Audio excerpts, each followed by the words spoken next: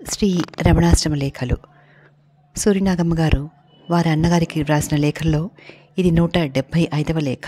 ముక్తి అంటే ఏమిటి? ఇది ఏప్రిల్ 9వ తారీఖు 1948న వారి అన్నగారికి వ్రాశారు. ఈ మధ్యాహ్నం 3ంటికి ఒక ఆంధ్ర యువకుడు భగవాన్ని సమీపించి ఖిన్న వదనంతో, స్వామి, నాదొక విన్నపం ఉన్నది, చిత్తగించాలి. బెంగళూరు నుంచి కొత్తగా వచ్చాను. ముక్తి పొందడానికి ధ్యానం ఎలా చేయాలో తెలియక విచారిస్తున్నాను. అందుకు సాధనను సెలవిచ్చి తరింపచేయాలి. అనుగ్రహించి నా విచారం పోగొట్టి కడతీర్చాలి అని ప్రార్థించాడు. ఇప్పుడేం చేస్తున్నావు అన్నారు భగవాన్. ఏమీ చేయడం లేదు స్వామి, అందుకే ధ్యానం ఎలా చేయాలో సెలవేయండి అని అంటున్నాను అన్నాడు అతను. ధ్యానం ఎందుకు చేయాలి? ముక్తి అంటే ఏమిటి? దేని నుంచి తరించాలి? అసలు ఎందుకు విచారం కలిగింది అన్నారు భగవాన్. పాపం అతడేమీ చెప్పలేక ఊరుకున్నాడు. ఏదో ఆందోళన పడుతున్నట్టు ముఖంలో గోచరిస్తోంది. భగవాన్ కొంచెం నిదానించి దయతో చూస్తూ, పైన వచ్చేదంతా తోసివేసే నిమిత్తం ఇష్టదేవత మీద మనసు నిలిపి ధ్యానించడమో లేక స్వరూపమందే మనస్సు ఉంచి విచారించడమో చేస్తే క్రమంగా పైదంతా పోయి ధ్యానమే ఉంటుంది. ధ్యానం వేరే చేయక్కర్లేదు, తానుగానే ధ్యానిస్తూ సదా ఉంటుంది. ఉన్నదే ధ్యానం. ముక్తిని వేరే పొందడం అనేది లేదు. పైదంతా పోగొట్టుకోవడమే ముక్తి. మనసును ఒకచోట నిలుపుకోవడానికే ప్రాణాయామాది సాధనలు. ప్రాణాయామం అంటే బయటికి విజృంభించే మనసును లోపల నిలుపుకోవడమే. రవంత వాయు నిరోధం చేస్తే మనసు లోపల నిలుస్తుంది. జపతపాదులన్నిటికీ ముందే ప్రాణాయామం చెప్పారు. ప్రాణాన్ని కొంచెం నిరోధిస్తే అంతర్విచారణకు అవకాశం కలుగుతుంది. ఇష్టదేవత ధ్యానం కానీ స్వరూప ధ్యానం కానీ చేస్తే ప్రాణం దానంతట అదే నిరోధింపబడుతుంది. అలా చేయగా చేయగా ఆ ధ్యానమే తానవుతాడు. అప్పుడు చేసేవాడు చేయబడేది అనే రెండు ఉండవు, అంతా ఒకే స్వరూపమవుతుంది అని సెలవిచ్చారు. ఆ యువకుడు ఇదంతా వింటూ చిత్రప్రతిమలాగా కూర్చున్నాడు. భగవాన్ తన పక్కనే ఉన్న ఇంకొక భక్తునితో, అదుగో చూడు, ఈశ్వరుడను ఆత్మను ఏదో ఒక పేరు, అతడు ఎప్పుడూ ఎక్కడా ప్రత్యక్షమయ్యే ఉన్నాడు, కానీ చూడలేరు. ఏదో తపస్సు చేస్తే ఎక్కడి నుంచో దడీల్మని ఇలా ప్రత్యక్షం కావాలంటారు. ఏం చేసేది? అతనిలో మనం ఉన్నాము. అతనెక్కడా అనే వెతుకుతాం. నేను అనే ఈ రవంతాహం లేచి ఇంత పని చేస్తుంది, దాని సామర్థ్యం చూడు అని చెప్పి విరమించారు. ఇట్లు సోదరి. 176వ లేఖ. ప్రకృతి దృశ్యం. ఇది ఏప్రిల్ 11, 1948న సూర్యనాగమ్మ గారు వారి అన్నగారికి వ్రాసిన లేఖ. ఈ మధ్య ఎండలు ముదిరినందువల్ల హాల్లో చోటు చాలదని దినమంతా స్వర్ణోత్సవ పర్ణశాలలోనే ఉండడం సాగించారు భగవాన్. సాధారణంగా సోఫా వెనుక తడికలు కట్టి ఉండేవి. గాలి రావాలని నిన్న సాయంత్రం సేవకులు ఆ తడికలు ఎత్తి నిలిపారట. నేనది చూడలేదు. ఈ ఉదయం 8ంటికి వెళ్ళాను. భగవాన్ సోఫా మీద చిన్ముద్రాంకితులై దక్షిణాభిముఖంగా దక్షిణామూర్తి వలె కూర్చున్నారు. వెనకవైపున ఉన్న మామిడి చెట్లు శాఖలతో మైదానమంతా పందిరివలె కప్పుకొని ఎర్రని చిగురాకులతో సన్నని పూతతో వసంత శోభను తెలియజేస్తున్నాయి. ఆ ఆకులను, ఆ పూతకు ఆకులకు మధ్య చిన్న శివలింగాల వలె పిందెలు గుత్తులుగా వేలాడుతున్నాయి. కుడి ప్రక్కనున్న పూలతోటలోని పందిళ్లు విరబూసి ఉన్నాయి. సోఫాను ఆనుకుని వెనుక భాగంలో క్రోటన్లు పెట్టారు. ఎడమ ప్రక్క సిమెంట్తో కట్టిన నేలతొట్టిలో నీళ్లు పోశారు. అందులో పిచ్చుకలు జలక్రీడలాడుతున్నాయి. సోఫాకు దగ్గరగా చేరి 2 ప్రక్కల తెల్ల నెమలి, రంగుల నెమలి నుంచున్నాయి. అగరవత్తుల ధూపం ఘుమఘుమలాడుతూ భక్తుల నాసికారంధ్రాలలో ప్రవేశించి సువాసనలిస్తోంది. ఆకుల సందులోంచి నీరెండ బంగారు పూతవలే అక్కడక్కడ ప్రసరించి భగవాన్ శరీరం మీదికి పాకి వింత శోభను చేకూరుస్తోంది. ఈ దృశ్యం చూసి నమస్కారం చేశానో లేదో అలాగే నిలబడిపోయాను. ఏమమ్మా అన్నట్లు సైగ చేశారు రామచంద్రయ్యర్. నా సంతోషం పట్టలేక, అన్నా, ఆ దృశ్యం చూసారా? చుట్టూ ఉన్న ఈ ప్రకృతి ఎంత బాగుందో, ఇలాగే ఫోటో తీస్తే బాగుండునే అన్నాను. భగవాన్ ఉలిక్కిపడ్డట్టు కదిలి, ఏమది అన్నారు. ఏమీ లేదు, తడిగలు ఎత్తి కట్టారు కదా, ఈ ప్రకృతి దృశ్యం ఎంత బాగుందో అంటున్నాను. పిందెలు వేలాడుతూ ఉన్న ఆ చెట్లు, పక్కనే పర్ణశాల వలె ఈ పాక, ఆ పూల తీగలు, ఈ క్రోటన్లు, ఆ తొట్టి, ఆ పిచ్చుకలు, ఆ నెమళ్ళు, ఇన్నిటి మధ్య భగవాన్ శరీరం మీద బంగారు పూత వలె పాకుతూ ఉన్న ఆ నీరెండ, ఆహా, ఎంత చక్కని దృశ్యం, ఇలాగే ఫోటో తీస్తే అన్నాను. భగవాన్ మందహాసంతో చుట్టూ పరికించి చూసి, అవునవును నిజమే, ఈ తడికలు నిన్ననే ఎత్తారు, కానీ ఈ దృశ్యం ఎవరికి మనసులో పడలేదు. ఫోటో తీస్తే బాగానే ఉంటుందోయ్ అన్నారు రామచంద్రయ్యర్తో.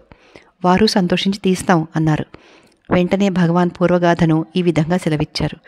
నేను గురుమూర్తం దగ్గర ఉన్న అరటితోపులో కొన్నాళ్ళున్నాను కదా.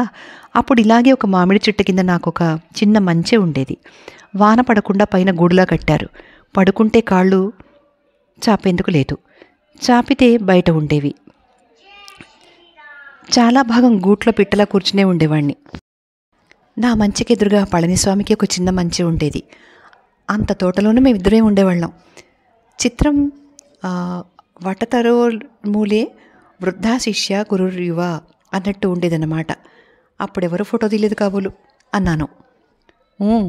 అప్పుడు ఈ ఫోటోలు ఎక్కడివి అంటూ, ఏమోయ్ ఇప్పుడు ఈ దృశ్యం ఫోటో తీయాలని అంటున్నారోయ్ అన్నారు భగవాన్. మధ్యాహ్నం ఏర్పాటు చేద్దాం అన్నారు రామచంద్రయ్యర్.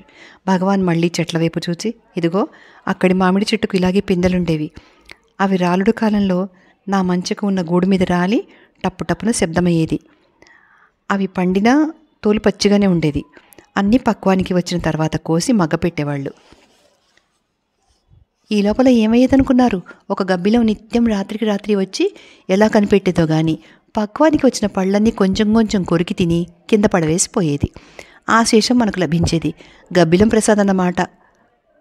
ప్రసాదం అన్నమాట అని చెప్పేసరికి, ఆ తోటమాలి ఎప్పుడు పండ్లిచ్చేవాడు కాదా ఏం అన్నారు రామచంద్రయ్యరు. కోసి మగ్గవేసిన తర్వాత ఇచ్చేవాడే. స్వామి, ఎప్పుడు కావాలంటే అప్పుడు కోసుకోండి అని చెప్పేవాడు. కానీ చేయి పెట్టేవాళ్ళం కాదు. మనకు గబ్బిలం ప్రసాదం ఉన్నది కదూ. చెట్టునే మగ్గడం వల్ల రుచిగానూ ఉండేది. చాలదా ఏం? ఆ మంచెలు, ఈ ప్రకృతి, ఆ స్వేచ్ఛా జీవనం ఎంతో సుఖంగా ఉండేది. ప్రకృతిలో ఉండే సౌందర్యం ఎంతో సంతోషం కలిగిస్తుంది అని సెలవిచ్చారు భగవాన్. 177వ లేఖ. మొదటి స్నానం, మొదటి క్షౌరం. ఇది ఏప్రిల్ 12, 1948 సురినాగమ్మ గారు వ్రాశారు. నిన్న ఉదయాన చూసిన ప్రకృతి దృశ్యాన్ని గురించి మధ్యాహ్నమే నీకు లేఖ రాసి రవంత ఆలస్యంగా వెళ్ళాను. భగవాన్ నన్ను చూడగానే, రామచంద్రయ్యరు, అనంత నారాయణరావు కలిసి ఇప్పుడే ఫోటో తీశారు అని చెప్పారు. అలాగా అన్నాను. ఎండవేళ కదా, సోఫాకు వెనుక పక్కన కట్టిన వట్టివేళ తడికెల మీద నీళ్లు చల్లి, ఆ తడికెలకు సోఫాకు మధ్య ఉన్న క్రోటన్ మీద చిమ్మిరి గుట్టంతో నీళ్లు కొట్టి ఆ తుప్పర్లే భగవాన్ మీద కూడా పడేటట్టు చేశాడు కృష్ణస్వామి.